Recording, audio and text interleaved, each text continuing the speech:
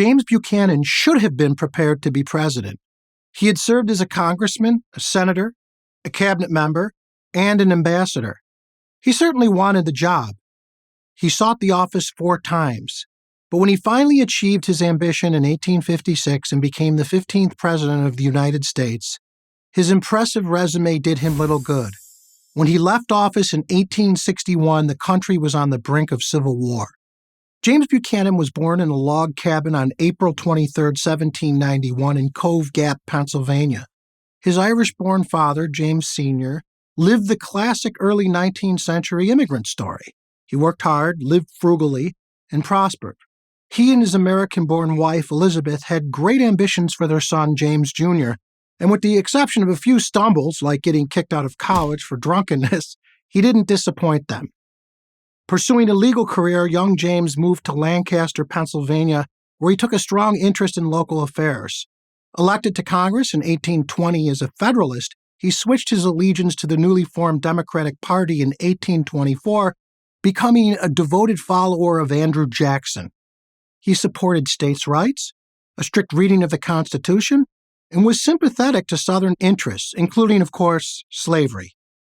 Northerners with such inclinations were known by their political opponents as doughfaces, men who were overly deferential to Southern grievances. Buchanan was more than happy to return the insult. He despised Northern abolitionists who he believed threatened the stability of the Union with their extremist views. In 1844, he took his first run at the Democratic presidential nomination. He lost to former Tennessee Governor James Polk. In 1848, he lost to Michigan Senator Lewis Cass. In 1852, he lost yet again, this time to New Hampshire's Franklin Pierce. In 1856, the stars finally aligned. Buchanan won the Democratic nomination and then the presidency by defeating legendary explorer and abolitionist John Fremont of the newly formed anti-slavery Republican Party. If Buchanan is known for anything, it's that he was the only bachelor to become president. All the rumors you might have heard about his sexual orientation were common fodder even in his day. But there is no convincing evidence that the rumors were true. When Buchanan took office, the country was a tinderbox ready to explode over the issue of slavery. Kansas, for example, had become a battleground between pro- and anti-slavery forces. The two sides were literally fighting and dying over control of the state's government. Buchanan thought he had a way to extinguish the fire. His hopes rested on the outcome of a highly anticipated Supreme Court case, Dred Scott v. Sanford. The dispute came down to this question: did a former slave have standing to sue in federal court? Buchanan actually knew the answer the court would give before the decision was publicly announced. Indeed, he had secretly pressured the court to rule in the way he wanted. Slaves had no standing to sue in federal court.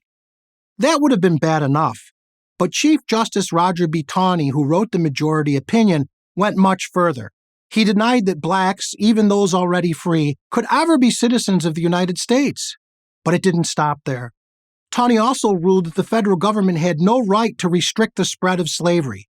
To Abraham Lincoln and others, this meant that slavery would no longer be confined to a particular region of the country, but would become a national institution. Buchanan assumed, now that the court had made its decision, the matter was closed. But this was wishful thinking in the extreme. Instead of resolving the slavery issue, Dred Scott only inflamed it. Then in 1859, the match was lit. Radical abolitionist John Brown led an unsuccessful slave revolt in Harper's Ferry, Virginia. While many in the North hailed Brown as a hero and a martyr, the South regarded him as a dangerous terrorist.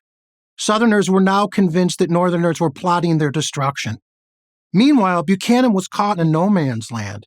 Both sides of his own Democratic Party, the pro-unionist and pro-secessionist, saw him as weak and ineffectual. He did nothing to disprove that view. Although he declared secession unconstitutional, he likewise believed that he had no authority to force the states to remain in the Union. Exhausted, he had no trouble keeping his promise not to run for a second term. Even so, the worst of his sins was yet to come. Buchanan did almost nothing between November 1860 and March 1861, 5 impossibly long months before the newly elected Republican President Abraham Lincoln took office. The Southern states left the Union one by one, seizing federal property as they went, forts, custom houses, post offices, and armories.